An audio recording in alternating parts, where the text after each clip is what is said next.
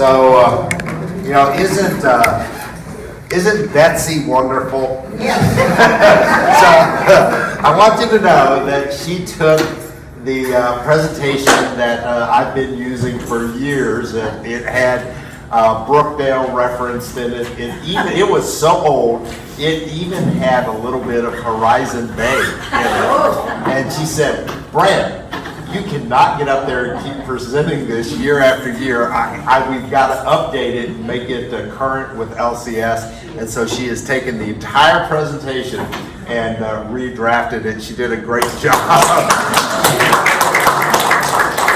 So that's the good news. The bad news is she didn't make it any shorter. So we're going to go ahead and get started. This is a really long presentation. Stand up and flex your muscles if you have the need. But we'll get started and plow through it. And stop me as we go. Okay, success depends upon previous preparation, and without such preparation, there is sure to be failure.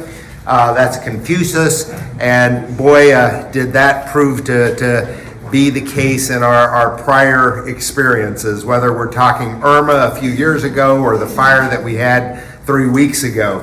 The fact that we were prepared and that we had trained the staff and that we had put the time and effort up front to planning was what really made the difference in our response. So the emergency manual, the executive director at each of the community has some responsibilities, and then we also have a purpose. This is our purpose statement. It's to identify and establish a committee of department managers and participants who will provide support and guidance throughout the severe weather or other emergency situation. Here at Regency Oaks, we use a captain system, and there are 3 captains. It's myself, Darwin, and Justin, our head of security. We have a command center, and that is the training room over in the north building. We provide a system and a protocol for maintaining communication with residents, families, and associates, and we provide support venue for community staff to help in the coordination of logistical needs for the community. So those are the 3 purposes of the emergency manual. Let's take a look at 2022. You can see that dark blue. That's the likelihood for having a hurricane season with above normal activity. And near normal is the yellow there at about 25. So you can see it looks like all the experts are predicting that this is going to be a pretty active hurricane season. They are predicting 14 to 21 named storms. And so that means the tropical depressions are going to be strong enough and reach a hurricane category that they will earn a name. There will be 6 to 10 hurricanes that will make landfall. That's the prediction. And then major hurricanes, which are category 3 or above, they're predicting 3 to 6. So could be a pretty active season for us, and we all want to make sure that we're prepared. Families, residents, and associates want to know if we're ready, and so as much effort as we put into the actual hurricane and disaster plan, we also put in an equal amount of time making sure that our residents and staff are prepared for the storm, and that's part of what we're doing here today. Here's our focus in May and June. It's a review of the entire emergency manual. We're confirming that the inventory that we thought we had, we do have, that we've reordered our emergency food supplies, we've topped off our generators, we are making sure that the support contracts are in place, whether it's for a bus or an HVAC coverage, and so it's just reviewing that entire manual. We're preparing for an emergency without notice. Those are the more difficult ones to prepare for. If we know that we're going to have a air condition, like in our south building today, we're down to one cooler because we're putting new chillers on the roof, so we can plan and prepare for that. Darwin has spent the entire day yesterday going and turning off air conditioners in vacant apartments to reduce the load. So when you have a prepared emergency that is scheduled, it's a lot easier to take care of and anticipate than one without warning. We are supporting the community teams to access our buses and other resources, identifying options for evacuations, and then we're listening to resident and family concerns.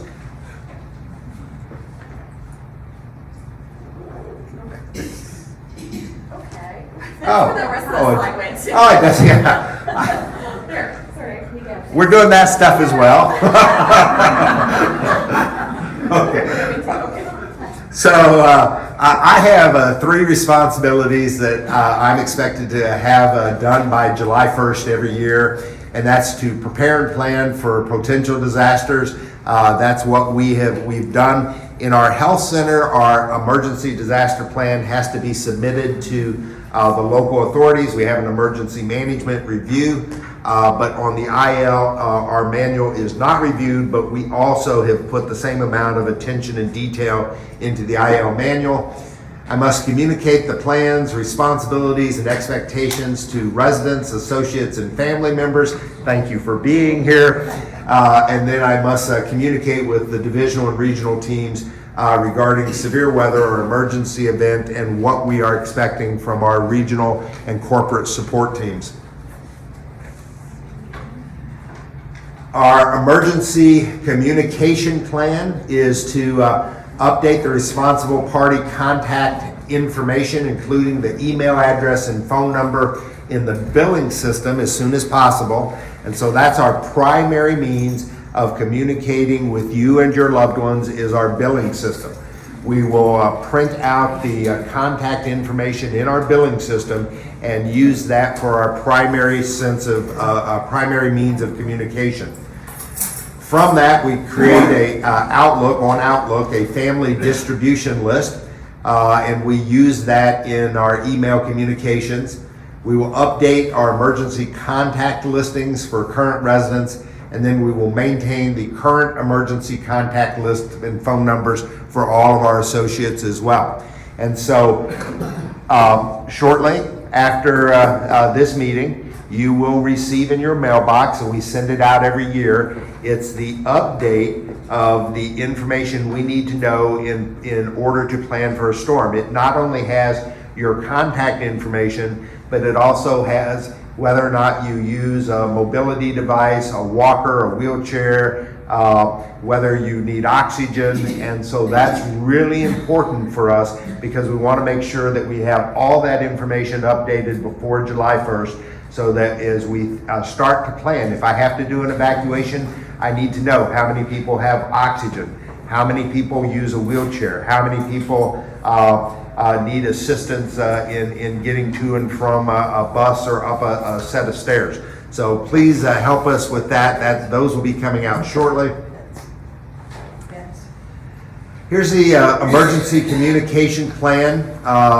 LCS does have a hotline that we will activate. It's managed 24/7 and it is available throughout the storm process. The number is up there. You don't need to write it down. Prior to it being activated, we will distribute that number and everyone will have it. You can use it, but it's primarily for families, and here's how that works. And so we very likely may not have, in an emergency, we may not have cell phone coverage or landlines. We do have satellite phones, and so several times a day I get on a satellite phone. I would call our corporate headquarters in Iowa, and they have someone assigned to my community, and so I would provide an update, and that update is then available for family members who are calling and worried about mom or dad. I haven't been able to get through to them. Can you tell me what's going on at Regency Oaks? They'll have 3 or 4 times a day, they'll have an update. It's not a recorded update, it's a live person where they can get current information on what's happening at the community. As long as the systems are up and running, we will have a call them all and text them all communication. We'll use channel 732. And then of course this year we have the new Regency app to share information with as well. So a lot of redundancy in our communication plan and an opportunity to make sure we reach everyone that we need to. Emergency manual format follows the life cycle of an emergency, and I've always said we've taken this from the U.S. military. Nobody does it better. When there's something that needs to happen in the military, they pull out a manual and they open it up, and there's a step-by-step checklist of exactly what needs to happen in what order. We do the exact same thing. Our manual is broken up into these 5 categories. The very first line, it's awareness, which is about 72 hours before storm impact. Standby is 48 hours before storm impact. The decision, and that's when you have to make that decision to go or stay. Implementation, landfall, and after action. And so those are the categories that we've developed an action plan for. And there are just some of the items that you might be, or that would be included in those 5 awareness stages. Next slide. Preparing for a hurricane. So, human resources, in our past experience, we have discovered just how big a role our human resource team plays in preparing for disasters. They are the ones who are developing the staffing plans, and we develop a primary, a relief, and a backup team. Each one has one of the captains who is heading it. The A, B, and C teams provides someone who's on, someone who's in relief, and someone who is backup. And that way we're giving our staff their 12-hour shifts. We're giving our staff 12 hours to recover, get rested, and then be back on duty. So as you think about planning for an event, it's never that first 12 hours like after a fire where everybody responds and you deal immediately with the issue, it's resolved. In a hurricane, it's a much longer process. It can go on for multiple days, even a week. And so in order to keep everyone fresh and to make sure we have the resources to put on the problem, we've gone to a rotating staff, 3 different teams. They've done a great job in putting this together and getting the staff oriented to a different approach. Let's go to the next slide. Preparing for an emergency, no notice. General supplies, we make sure that we have the food, the supplies. And Darwin, let's take a minute right now to talk about some of these supplies right now. Tony, I'm going to have you come up here as well. So every year, here are the basic supplies that we think you need to have in your apartment. And every year we offer these for sale. It's as a convenience. It will just save you a trip. We don't make a profit off of it. We give it to you exactly at our cost. The more we buy, the cheaper the cost is typically. Not all stoppers are the same. We have discovered this over years of practice. This is the only stopper that we have discovered that will work in your tub. If you have a stopper and you're not sure, you should test it. And what I mean by that is put the stopper in, fill your tub with water, leave it overnight. If you come back in the morning and your tub is empty, you don't have the right stopper. And more importantly, it lets you know that your plan isn't going to work. These are the only stoppers that we have found that actually work in your tub. This is an AM radio. We have a better option here. I'm going to have Tony talk about this. I think you're on the line. Okay. Yes, sir. This is a radio that's available. Can't hear you. Talk louder. This is a radio. That I received this as a gift from a magazine, but you can buy this.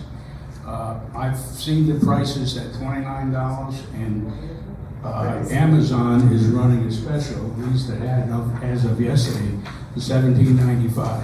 What is it? This radio is AM, FM, and has web attached. It has pretty good light, not as good as some you have. It runs on solar. It runs on a crank. And you can connect it with a USB to your PC or to the wall or to your phone. So this thing will work, and it is very loud and it has really good reception. And do you know what the cost is on that? Well, the cheapest I've seen is on Amazon as of yesterday for $17.95. $17.95. Okay. What's the brand? Why do you know what the is? The brand. Go to Amazon and put in emergency FM radios. You're going to get all kinds of stuff. There'll be walkie-talkies, but eventually you'll see this. It's red. On Amazon, it's red. And Does it have a brand name? yeah, we're going to get you a sample, and it'll be down at both desks.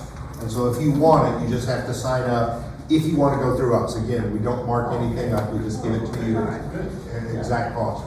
Try to make it easy for you. This one doesn't. I think it's Samuel, something like that.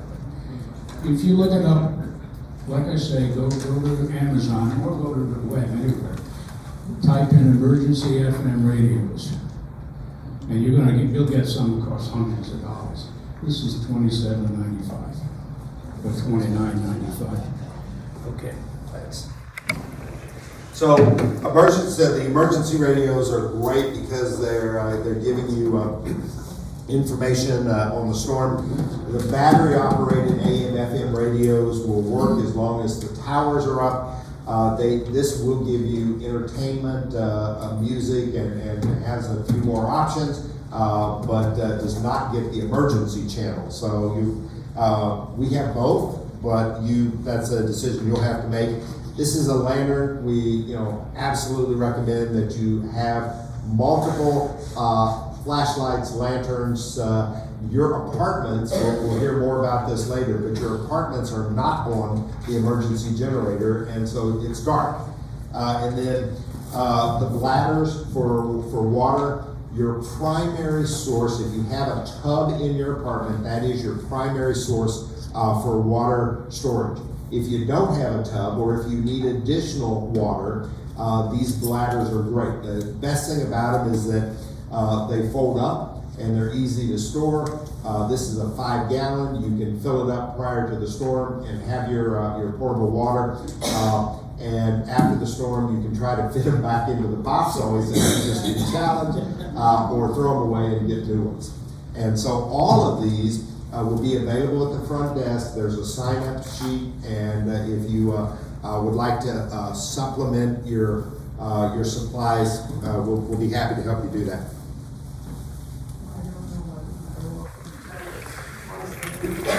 All right, next page. Okay, so let's start talking about evacuation. Every resident should have an evacuation plan. If the resident evacuates, oh my gosh, we missed that. If the resident evacuates with LCS, they cannot take scooters due to the lack of space on buses, vans, and other evacuation vehicles. So you must be able to get onto the bus without a scooter. We can accommodate canes and walkers. We cannot accommodate scooters. Okay, what happens to those of you who have a scooter? Hopefully you evacuate earlier rather than later, and then if not, there is a special needs evacuation that is handled by the fire department and the emergency medical emergency medical team. And so you just don't go with Regency. You will go, but you're going to be going through county personnel, and you're not going to the same site we are. You're going to go to a disaster shelter set up and managed by the county, but if you want to go to Regency Oaks, you must be able to get onto a vehicle. IO resident, okay, that's all right. Plan. Here's something you should know before we talk about evacuation. We have a plan here at Regency Oaks. If we have a major hurricane, that's considered a category 3, 4, or 5. If we have a major hurricane and you live on the 4th or the 5th floor, as right before storm landfall, we are going to ask our residents on the 4th and 5th floor to relocate to the hallways on the lower floors. Our building is high enough that 4th and 5th floor are at risk. And so during the storm and immediately after it has passed, if you live on those top floors, you must be relocated to a lower floor. So during the storm, please remember to stay in your respective buildings, and all residents will be instructed to move to the building hallways for the safety from broken glass and flying projectiles. So even if you live on the 1st, 2nd, or 3rd floor and the hallways are already crowded with residents on the 4th and 5th floor who have come to camp out, during the actual landfall and immediate aftermath, you are going to be asked to evacuate from your apartment as well. Now, there are some exceptions. If you have invested in hurricane windows in your bedroom, that bedroom is a safe space. If you have invested in hurricane windows in your lanai, the main room off of the lanai is a safe space. And so you might be able to ride out a storm if you have the hurricane rated windows or lanai enclosures. So we offer 2 options. Select one of the plans, stick to it. Do not wait until the last minute to activate your plan. If an evacuation order is given, move quickly but without panic. A change. This is, you may recall, this didn't happen this year, but it happened last year. Used to be that the evacuation decision was the communities to make, and that we would make the decision as to whether or not we were going to evacuate our community. That is no longer the case. They've had enough issues with people who had an opportunity to evacuate and chose not to, that it's no longer up to us. It's the emergency management team that will make the go, no-go decision.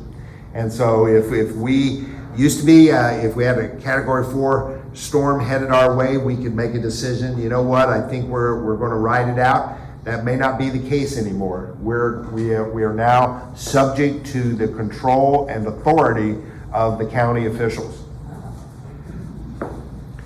All right, so you got 2 plans, and the first plan is get out. If you can relocate out of the county or state, if you intend to travel to the center of the state, plan a route that will keep you away from the coastal areas. Be prepared to implement the suggested plan no later than the hurricane watch being announced. It will give you about 48 hours before landfall, and please be sure to notify the front desk before you actually take off. And so people always ask me, is it plan 1 or plan 2? Let's go to the next slide. Plan 2 is to stay at Regency Oaks and ride it out. Regency Oaks is a really well-constructed building. We have in the south building, we have a solid concrete roof. We are concrete block construction. We have monolithic slab ceilings and floors. We are at 85 feet above sea level. It's the highest point in Pinellas County. So it's a safe building. It's completely sprinkled. We have emergency generators, and so you have the ability to stay here. But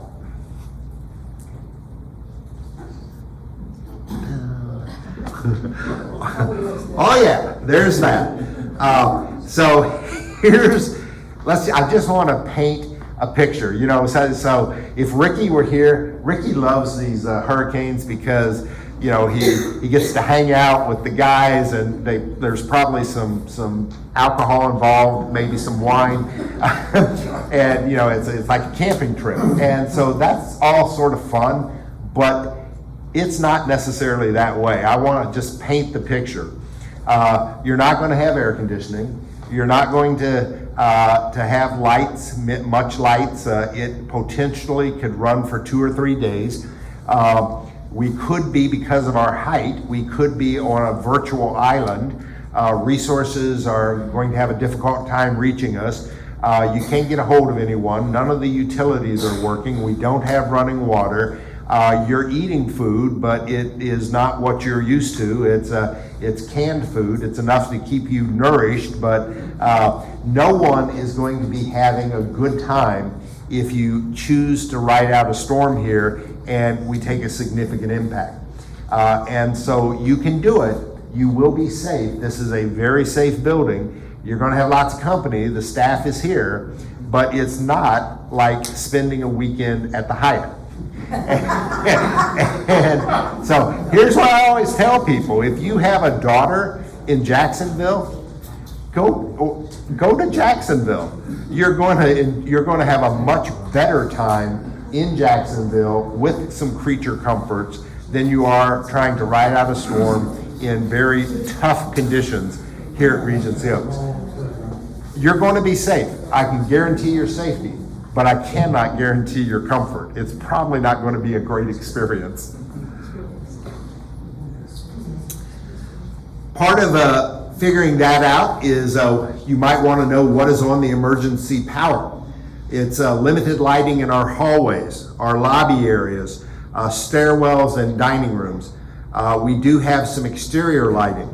Elevators, all the resident elevators will work on during a storm. They are on our emergency power. There's limited dining room lighting. There's a fire alarm panel, the business phones, the emergency call bell system. Our food service equipment is hooked up to both gas and electric, so we have redundancy. We have a little bit of power at both front desks, and then we will have some triage arrangements where we sort of steal some power from a hallway and create an air-conditioned space for those residents who need oxygen or a little bit more attention. We also, over the last couple of years, have air-conditioned all of the corridors over in the health center. And so if we have residents with a higher acuity need that air-conditioned space, we've set up cots over in the healthcare center in the corridors to accommodate you in air-conditioned space. What is not on the emergency? This is probably more important than what is on. Your apartment is not on the emergency generator, and we don't allow candles. So it's cold. It's going to be dark. You're going to be hot. Probably not ideal living environments. All right.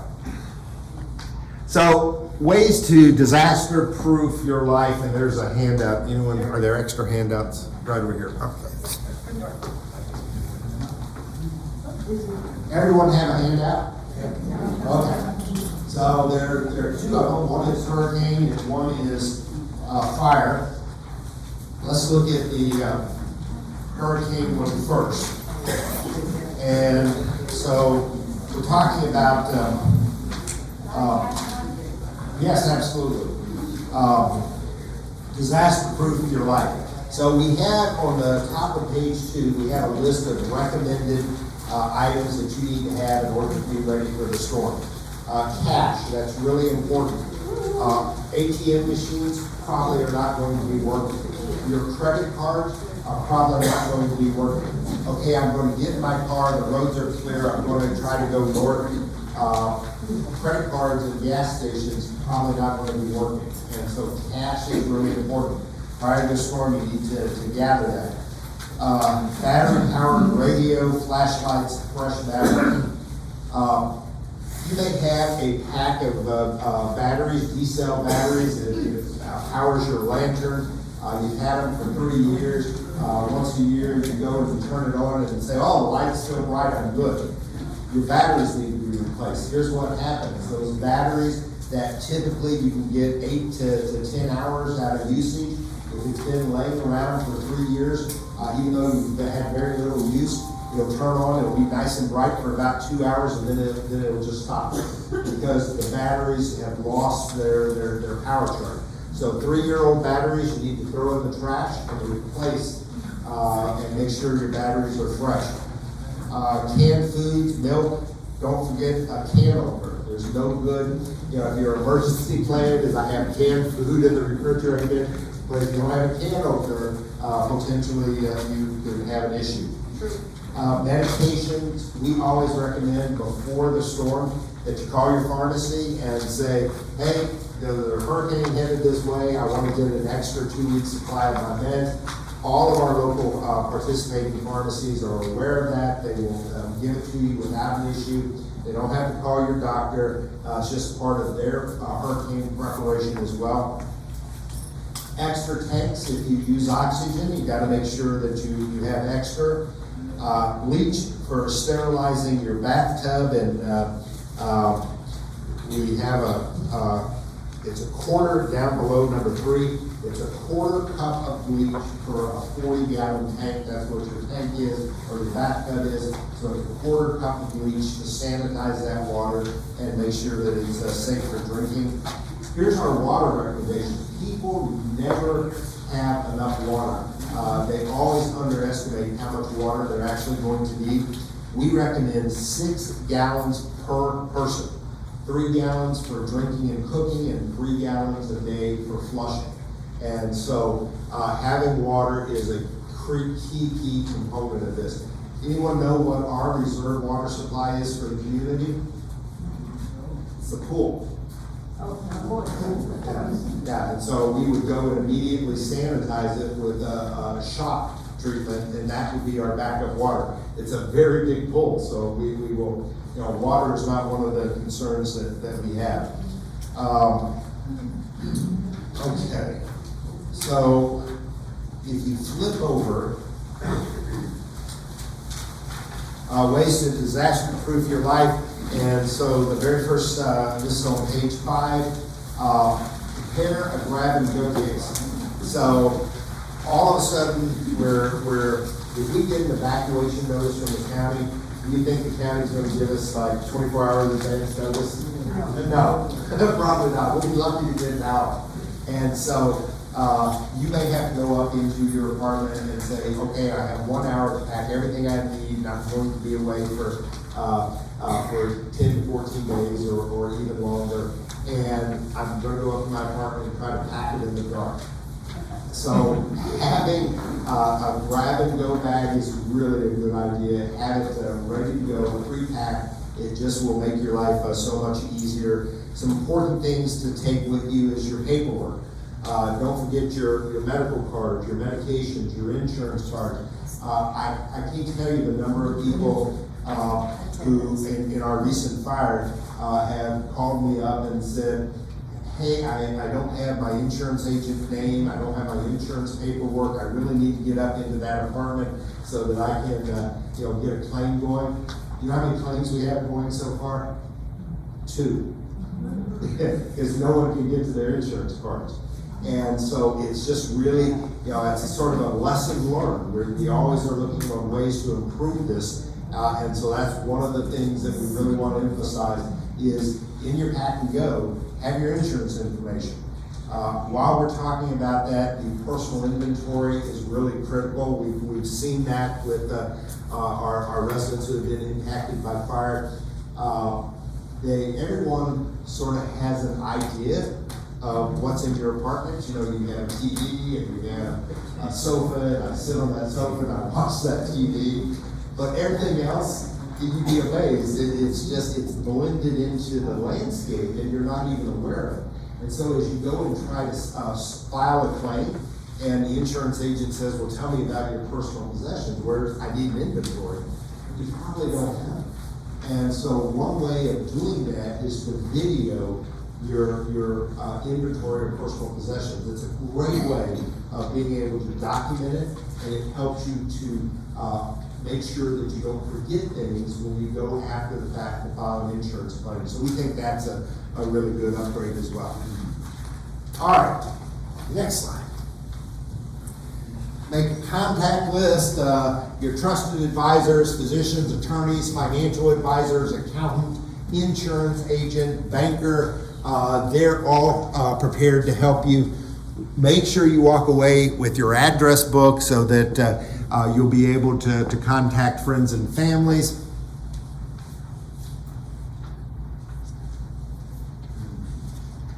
Household inventory, I already talked about that. All right.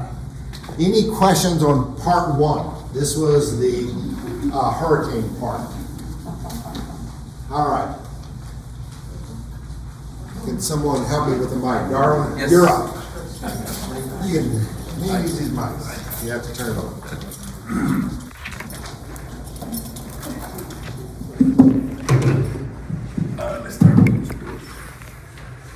Lieutenant mentioned pets, either for staying here, moving out into a hallway, or evacuating in a bus. Yeah, so great question. Question is pets.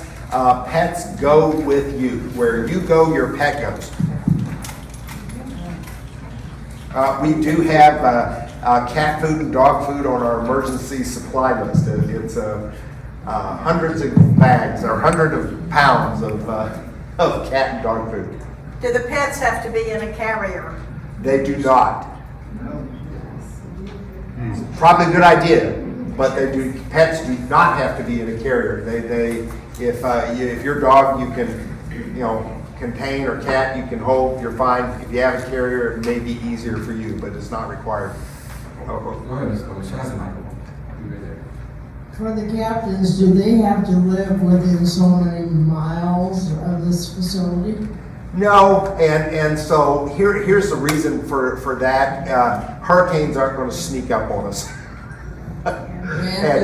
And so once we activate our emergency plan, nobody goes home. Everybody is sleeping here. Whether you're working up in our kitchen or you're running one of our departments, you're staying here. Grant, do we have a room where we could cool off for a while if it need be? So currently, no. That is one of the things that, this is something that Earl has been working with me on for years, trying to get it done. And ideally, what our plan is to use solar power to power up the auditorium and the bistro pub, so that we'll have a place to put residents in a large space to put residents in with air conditioning, and a place to prepare meals. But currently, here in the IL, there is not air conditioned space. In terms of Lanai, is that the thing referred to it as the ports? Does that mean we strip it? So, great question, and she says, how do you handle the lanais, and do we strip it? And the answer is it depends on the strength of the hurricane. If it's a level 1 or 2 hurricane, we will ask you to remove the electronics from your lanai. So if you have a TV or you have a stereo out there, we're asking you to remove that from the lanai. If it's a Category 3 storm, we will come and help you move selected pieces from your lanai and put it into your apartment. If it's a Category 4 or 5, your lanais need to be emptied, and that's a much larger process. So it sort of depends on the strength of the storm.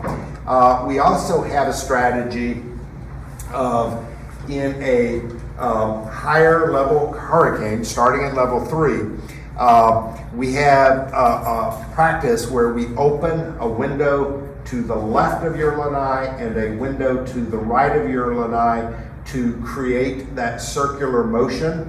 And the engineers, what they tell us is that circular motion may prevent your lanai from just being sucked up and pulled out.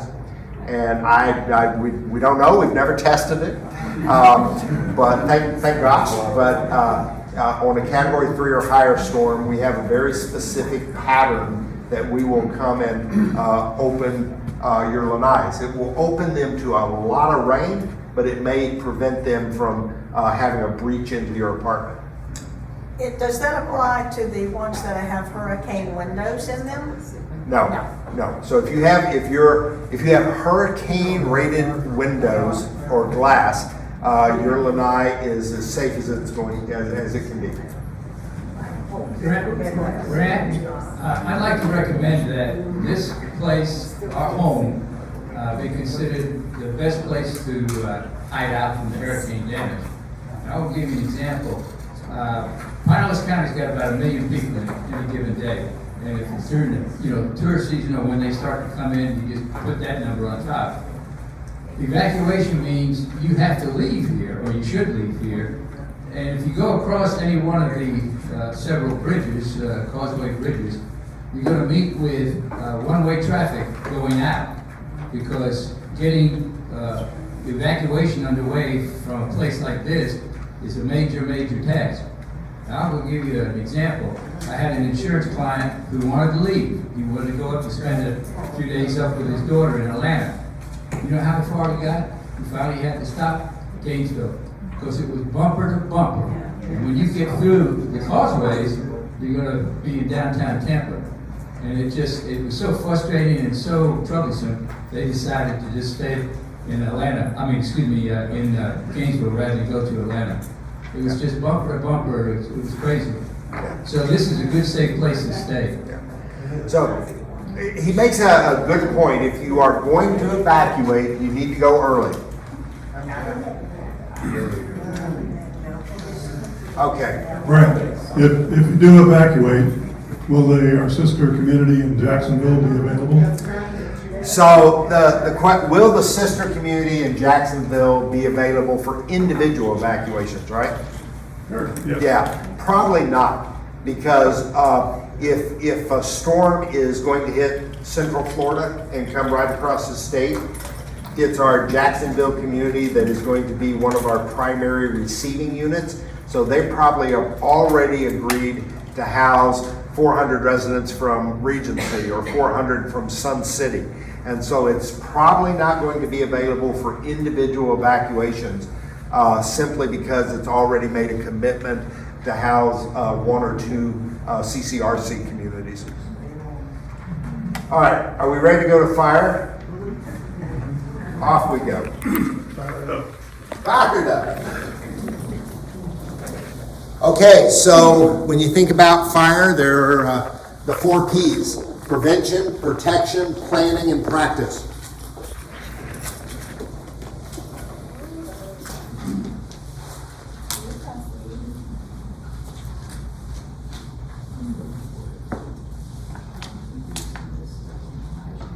Rose up on her.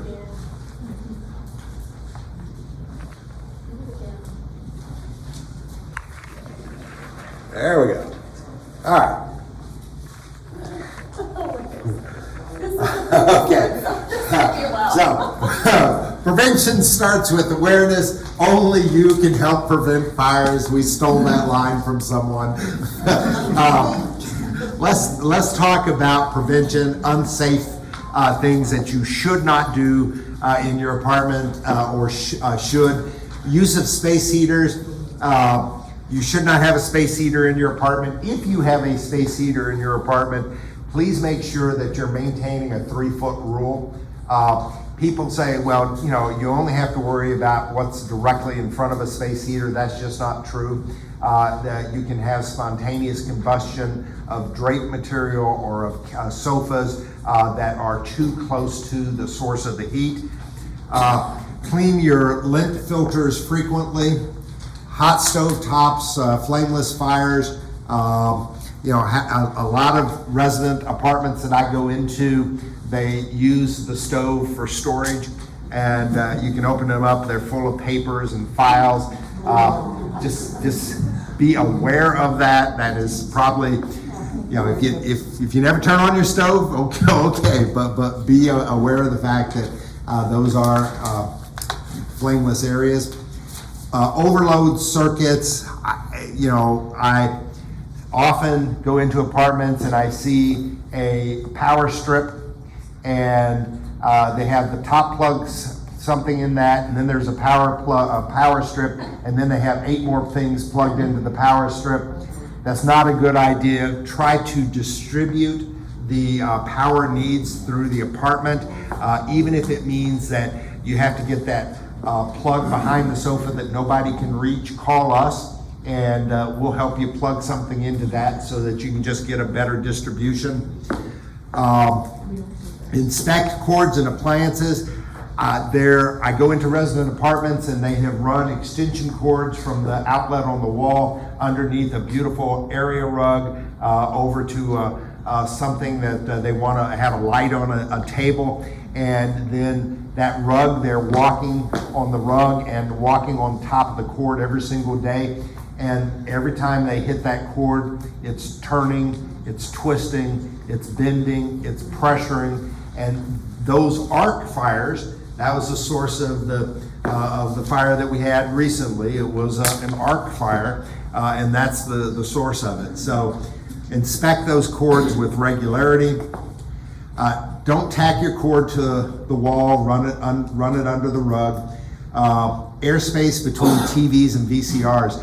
I had no idea, but a lot of people have cabinets and they put their VCR in there and their Blu-ray recorder, and they put in the cable box, and then they shut the doors, the glass doors, and you have no idea the amount of heat. We had taken one back in a spare room out of the cabinet, and I said to Pat, what's all this yellowing back here? Well, it was heat damage. And so make sure that if you're putting stuff into a cabinet that it's well ventilated and that you're maintaining an airspace. Flammable liquids and hazardous materials.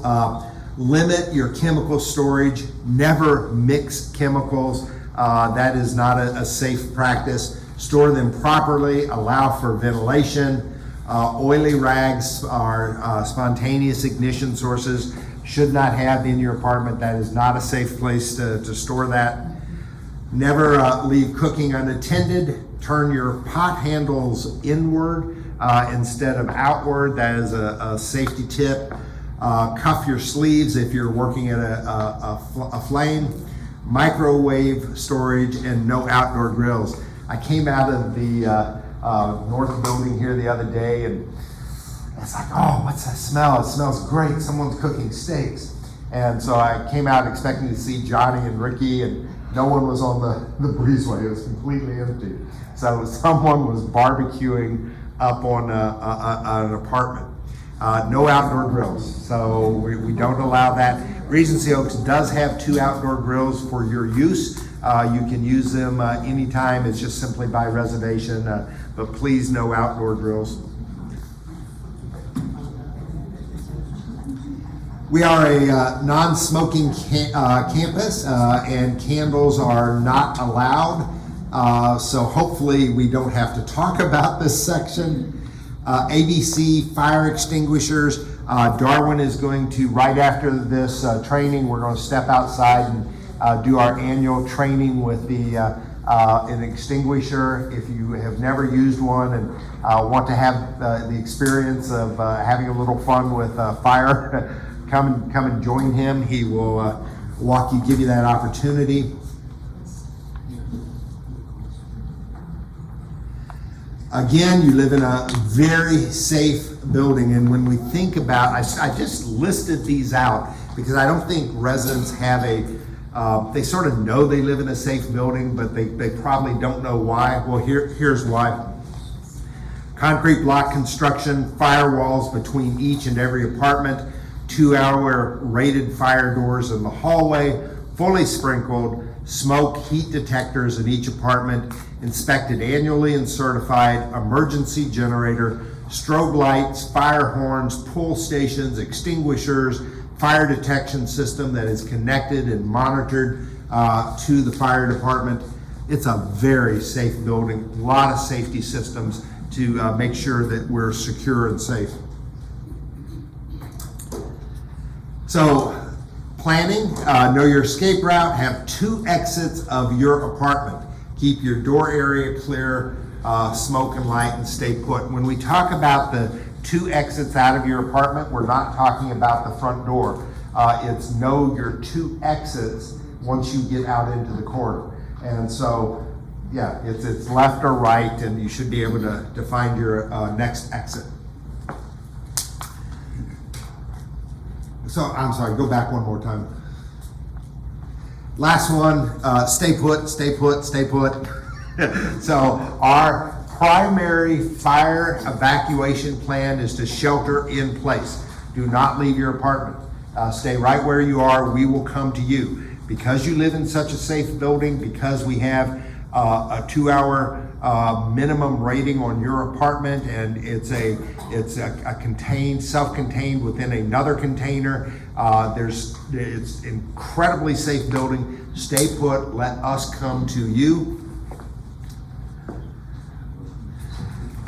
Fire risk in our communities. Just the fact that I wrote, you can see my handwriting up there, and so these are the categories. A senior population over the age of 65 living in a 5-story mid-rise. That's the category. You are 5 times more likely to die of a fire death than you are someone else in the population. So you're considered high risk. Anyone want to know why we had 90 firemen here? Yeah. Because they know this is a high-risk building. Most likely that fire is going to start in a living room or bedroom, and it's going to be between the hours of midnight and 6 a.m. And so we had it start in a bedroom, and it was about 9 o'clock at night. So it didn't quite make midnight, but that's where it's most likely to occur. What are the causes of fires in senior population 5-story mid-rises? It is 53% smoking, 20% electrical system malfunction, 12% arson, and 5% matches, lighters, and open flames. Single most effective thing that we can do to stop a fire, preserve property, save lives, is close off the area. And our system worked exactly the way it should have. The fire doors closed, the alarm systems stayed shut. No one breached a fire door. Yes, we had some people wandering around, just curiosity, but no one breached a fire door. That's the critical component. And then, of course, Justin just did a great job in responding that first night. Everyone has probably seen or heard of this before. In case of a fire, this is how we prioritize what we're going to do. We're going to rescue anyone in immediate danger. We're going to alert others, sound the alarm, call 911. We're going to contain the fire by closing doors, and then we're going to evacuate everyone. So there's a very specific order. Residents in senior mid-rises are at risk because of slow reaction times, physical limitations, poor eyesight or hearing, confusion, reluctance to leave, difficulty moving on their own. And so again, that's as we think about how we're going to handle a fire in this building, we're going to shelter in place. We're going to come to you and wait for us to decide when it is safe to move you and where we're going to move you. We do have a little information on that. So we have a primary and secondary evacuation plan. Our primary is to move the residents, visitors, and associates to a safe part of the building. And our secondary plan, once the primary is accomplished, is we're going to move everyone out of the building. We use a multi-floor evacuation plan. We know that heat and toxic gases rise. So when we evacuate, we first take care of the fire floor. We then take care of the floors above it. And then the last to evacuate will be the floors below the fire. Now, this seems like a little bit of an oxymoron, because like in our case a couple of weeks ago when the fire was on the 4th floor and all that water was dripping down, where the damage was occurring and where people were uncomfortable were on those lower floors. But the very first floor after the fire floor that we evacuated was the 5th floor. Because you got to make sure that heat and flames, they're going to rise, they're not going to go down. Those who evacuates first, those in immediate danger, residents who can walk, residents in wheelchairs are third, and then residents who are bedfast. And so we want to make sure that we clear the access points, get those stairwells emptied. We don't want to be trying to provide assistance to our non-ambulatory residents. And so that's why we get those who can walk and self-evacuate out of the way first. And then we come back with support and take care of those who require assistance. So you've heard me talk about this, but so most important thing you can do is shelter in place, stay in your apartment. But if you just feel compelled to go out and look around, here's what I'd ask you to do. Make sure before you open your door that you have confirmed that it is safe to do so. So you want to test the door. You want to use the back of your hands and test that the door is cold. If the door is hot, you want to use the back of your hands so that you don't burn your palms. You still want to be able to have usable hands in an emergency. So put your palms up against that door. If you get a hot reaction, go to plan B. And plan B is stay in place, get those wet towels, start packing them underneath the door to make sure that the smoke doesn't come in, but don't go out that door if it's warm. Fill the tub with water. You can try calling the front desk. We will have already known where the fire is. Our alarm system gives us an indicator. We know exactly where to respond. If possible, crack a window if there is no sign of smoke. Really, really critical.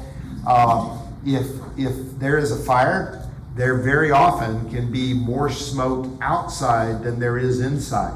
And so if in doubt, if you cannot clearly look out and say, okay, I don't see any smoke, don't open your window.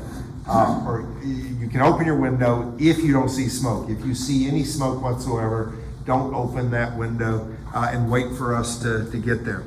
Be patient. It's the hardest thing to do in an emergency. Seconds are minutes, seconds are going by, it seems like hours, and everything is speeded up except for the waiting. Be patient. Help is on the way. We'll get to you.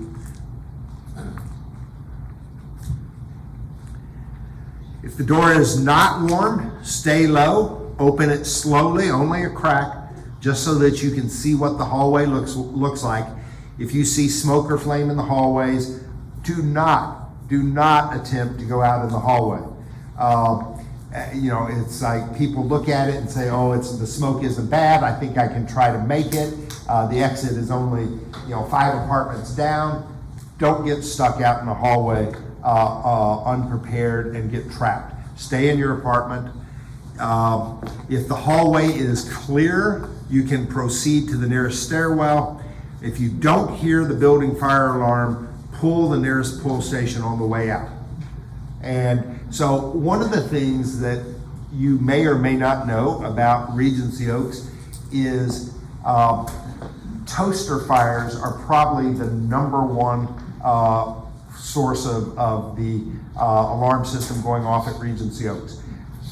If you have a toaster fire or smoke in your apartment, you have a smoke detector. It generally will go off, right? Wow. Those individual smoke detectors, the smoke detectors in your apartment, are not connected to the alarm system. So if you've ever wondered, well, I had a fire, or I had a toaster with putting out a lot of smoke, and it triggered the alarm in my apartment, but it didn't trigger the hallway, that's because they're not connected.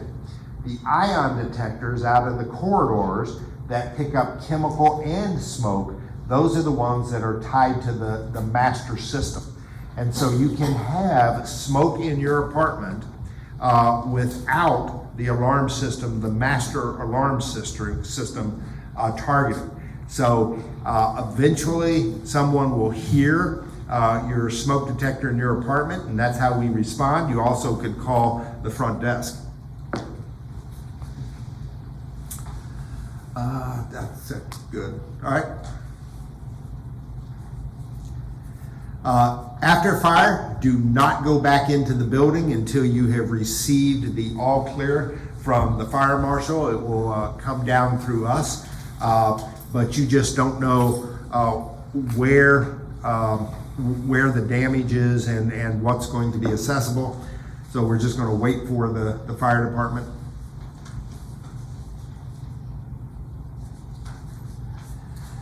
Plan for all contingencies.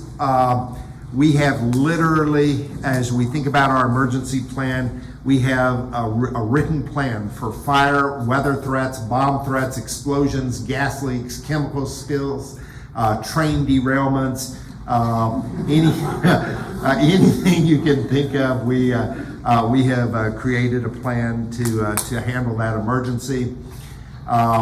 We want to practice RACE and remember that acronym. Remember, during a fire, stay off the elevators. Medical conditions and those who need assistance need to be updated on an annual basis. You should know about drop, tuck, and roll in case your clothing starts to catch fire. You want to drop down, tuck, and roll, try to extinguish that on the carpet or the grass. Panic is what kills in fires. As long as we all maintain our calm and take a calm approach, we will all get out safe. Do not panic. Trust that we've practiced this. We've written these plans. The fire department practices with us. They review our plans. We have a very solid building, and trust that we're going to get to you and that we've been preparing for that day. So just trust us in that, because panic kills.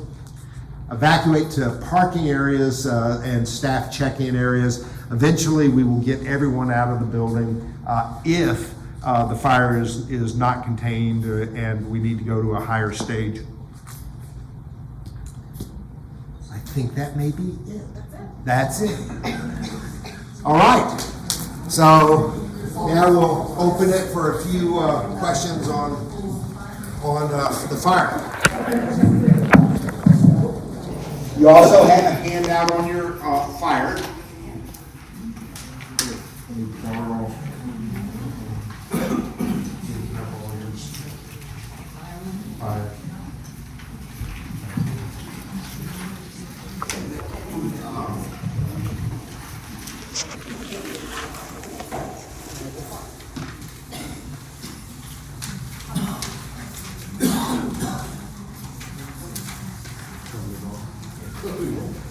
All right, any more questions? Question. Great question. The fire we had, it was right on the border. It ended up being a level 2, so a level 2 fire instead of a level 3. And that's, when you talk about level 2 or 3, it really refers to the amount of carcinogens that were released in the air or in the water. And so the fewer carcinogens, the lower the risk, and the less is required for the restoration. So we were very fortunate to have a 2. All right. Thanks very much for coming out. I really appreciate it.